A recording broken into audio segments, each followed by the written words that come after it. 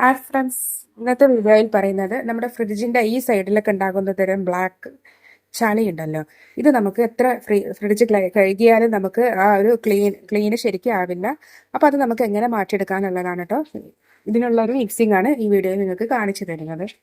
അപ്പൊ അതിനായി ഞാനിത് ഒരു പാത്രം എടുത്തിട്ടുണ്ട്. ഇനി നമുക്ക് വേണ്ടതെന്ന് പറയുന്നത് ബേക്കിംഗ് സോഡയാണ് കേട്ടോ. അപ്പൊ അല്പം ബേക്കിംഗ് സോഡ കൂടി ഇട്ട് കൊടുക്കുന്നുണ്ട്.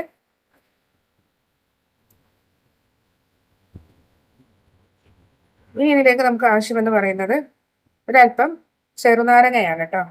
ചെറുനാരങ്ങ ഇതുപോലെ ഒരു അര മതിയേ.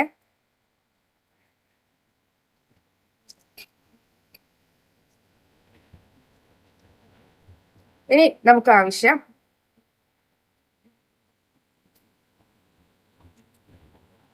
ഷാമ്പു ആണ് കേട്ടോ.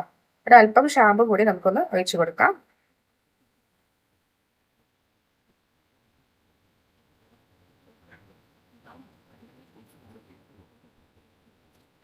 ഇനി ഇതിലേക്ക് നമുക്ക് വേണ്ടത് ഒരല്പം വിനാഗിരിയാണ് കേട്ടോ.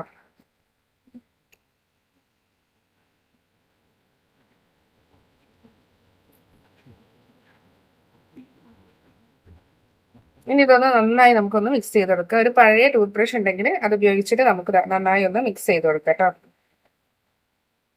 ഇതൊക്കെ നല്ലോണം പതഞ്ഞ് വന്നിട്ടുണ്ട് കേട്ടോ.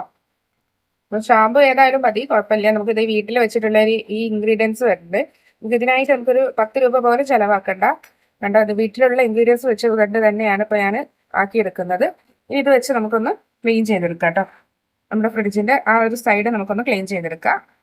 ആ ഡോറിന്റെ ഈ സൈഡിൽ ഒന്ന് നമ്മൾ ആക്കി കൊടുക്കാൻ പോവാണ്. അപ്പൊ അതാ ഞാനിത് ഈ ഒരു സൈഡിൽ ജസ്റ്റ് ഇതുപോലെ ഒന്ന് ചെയ്ത് കൊടുക്കുന്നുണ്ട്.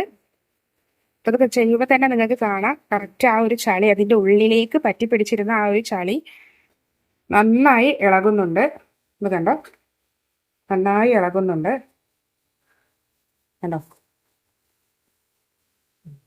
അപ്പൊ ശരിക്കും ചളി നന്നായിട്ട് ഇതൊന്ന് ഇളകുന്നുണ്ട് കണ്ടോ. ഈ ബ്രഷിലൊക്കെ നല്ല ചളി ആയിട്ടുണ്ട്.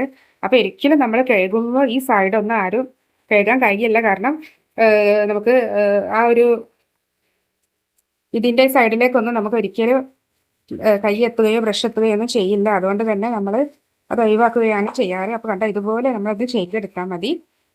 അപ്പൊ നമുക്ക് ഇനി ഇതൊരിക്കലും നമുക്ക് കഴുകി ഒന്നും കൊടുക്കണ്ട. ഇതുപോലെ ഒരു കോട്ടന്റെ തുണി വെച്ചിട്ട് ഇതുപോലെ ഒന്ന് തുടച്ചു കൊടുക്കാം കേട്ടോ. അപ്പൊ ശരിക്കും നിങ്ങൾക്ക് ആ റിസൾട്ട് കാണുന്നുണ്ടാവും കണ്ടോ.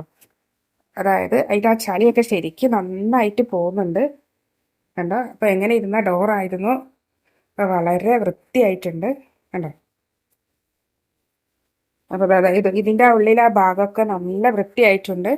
അപ്പൊ ഇതുപോലെ നമ്മൾ ചെയ്തു കൊടുക്കുകയാണെങ്കിൽ ഒരു കോട്ടന്റെ തുണിയൊക്കെ ഉപയോഗിച്ച് നമ്മൾ ഇതുപോലെ തുടച്ചു കൊടുക്കുകയാണെങ്കിൽ ആ ഒരു ഭാഗം നന്നായി ക്ലിയർ ആവും കേട്ടോ.